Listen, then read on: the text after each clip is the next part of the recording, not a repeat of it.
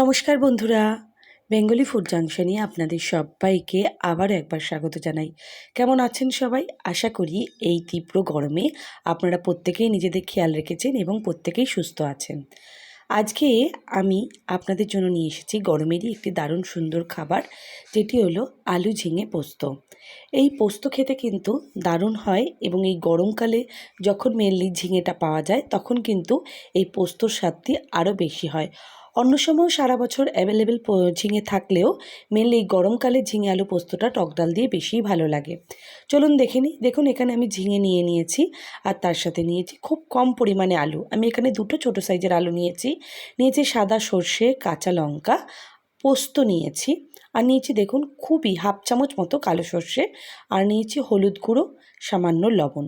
Mainly এখানে আমি পোস্তটি 2 থেকে 3 চামচ ব্যবহার করেছি, হাফ চামচ কালো সর্ষে ও হাফ চামচ সাদা সর্ষে। ঝিঙেগুলো ছোটো ছোটো গোট গোট করে কেটে নিয়েছি, তার সাথে আলুগুলো। এবার পুরো মশলাটি আমি ভালো করে পেস্ট করে নিয়েছি। এখানে আমি মিক্সিতে পেস্টটা বানিয়ে নিয়েছি, আপনারা চাইলে শিলনোড়াতেও করে নিতে পারেন। একটি কড়াইতে আমি সর্ষের তেল গরম করে ফোড়নের জন্য সামান্য কালো জিরে ও 2টো শুকনো লঙ্কা দিয়ে দিয়েছি। আজকের এই ঝিঙে আলুর রেসিপি যদি আপনাদের ভালো লেগে থাকে তাহলে লাইক, শেয়ার, কমেন্ট করতে একদমই ভুলবেন না।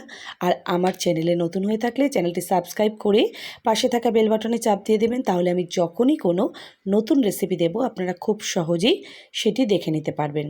ফোড়নটি ভালোভাবে রান্না হয়ে এলে এর মধ্যে আমি কেটে রাখা ছোট ছোট করে আলুগুলো দিয়ে দিচ্ছি। আমি কিন্তু ঝিঙে আর আলু একসাথে দেবো না, প্রথমে আলু দেব, যেহেতু ঝিঙেটি খুব তাড়াতাড়ি রান্না হয়ে যায়। ঝিঙেটা একটু পরে দেওয়ার কারণে আলুটা যখন লাল লাল করে ভাজা হবে তারপরে আমি ঝিঙেটা দিয়ে দিচ্ছি। আলু ভাজার জন্য আমি সামান্য হলুদ ও সামান্য লবণ দিয়ে দিয়েছি। এখানে আমি ঝিঙে আলু পোস্ততে হলুদ ব্যবহার করেছি, আপনারা চাইলে এটি স্কিপও করতে পারেন, তবে হলুদ দিলে কালারটি বেশ ভালো হয় দেখতে বলে আমি তাই এটি ব্যবহার করেছি। এরপর ঝিঙে দিয়ে আমি মিনিট 5 থেকে 7 ঢেকে দিয়েছি, যাতে ঝিঙের যে জলটি আছে সেটি বেরিয়ে যায়। দেখুন ঝিঙে থেকে কতটা পরিমাণে জল বেরিয়েছে। আলু মোটামুটি নরম হয়ে এসেছে এবং ঝিঙেটিও বেশ নরম হয়ে এসেছে। এরপর আমি যে পেস্টটি করেছিলাম সেই পেস্টটি এর মধ্যে দিয়ে দিচ্ছি। আবারও বলছি, এখানে 2 থেকে 3 চামচ পোস্ত, হাফ চামচ কালো সর্ষে ও হাফ চামচ সাদা সর্ষে, তার সাথে ঝালের পরিমাণ অনুযায়ী কাঁচা লঙ্কা দিয়ে আমি একটি সুন্দর পেস্ট তৈরি করে নিয়েছিলাম। এবার এই পেস্টটি দিয়ে ঝিঙে আলু পোস্তর মধ্যে আমি দিয়ে দিলাম। যেহেতু ঝিঙে আলু মোটামুটি রেডি হয়ে গেছে তখনই কিন্তু আমি পেস্টটি দিয়েছি। প্রথমেই আপনারা এই পেস্টটি ব্যবহার করবেন না, আলু ঝিঙে রেডি হয়ে এলে তখনই দেবেন। একটু কালারের জন্য আরও একটু হলুদ দিয়ে দিলাম।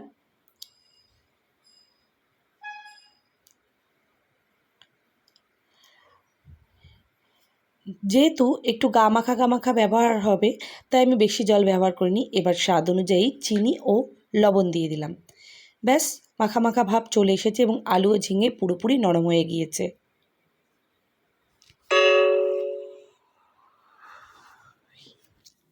এরপর আরও মিনিট 3-4 রান্না করলেই আজকে আমাদের ঝিঙে আলু পোস্ত পুরোপুরি রেডি হয়ে যাবে।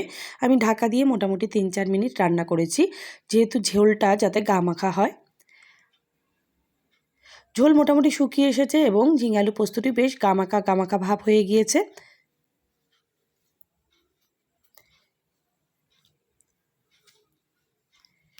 ব্যাস, এরপর আমি এটি একটি পাত্রে নামিয়ে নিচ্ছি।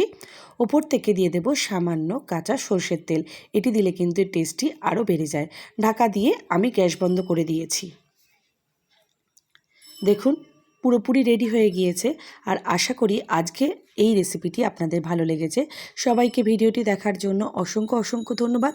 সবাই ভালো থাকবেন, সুস্থ থাকবেন আর এই গরমে সুন্দর স্বাস্থ্যকর খাবার খাবেন। শুভরাত্রি।